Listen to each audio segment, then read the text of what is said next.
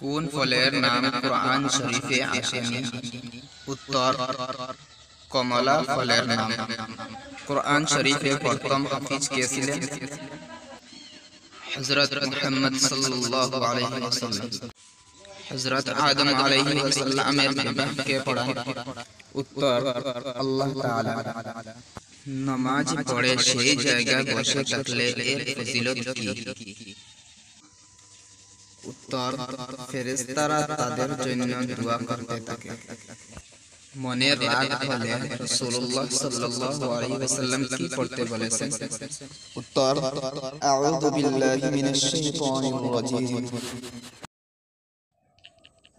কোন সাহাবী ঈমান আনায় আসমানের ফেরেশতারা খুশি হয়ে গিয়েছিলেন?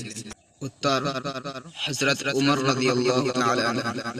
রাসূল সাল্লাল্লাহু আলাইহি ওয়াসাল্লাম ঘুমানোর আগে অন্যতম কোন কাজটি করতেন?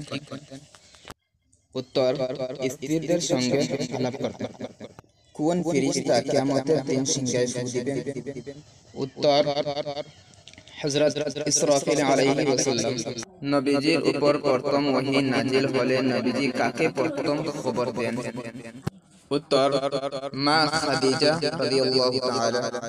রাসূলুল্লাহ সাল্লাল্লাহু আলাইহি ওয়াসাল্লাম কত বছর মক্কায় অতিবাহিত করেন? উত্তর, 53 বছর।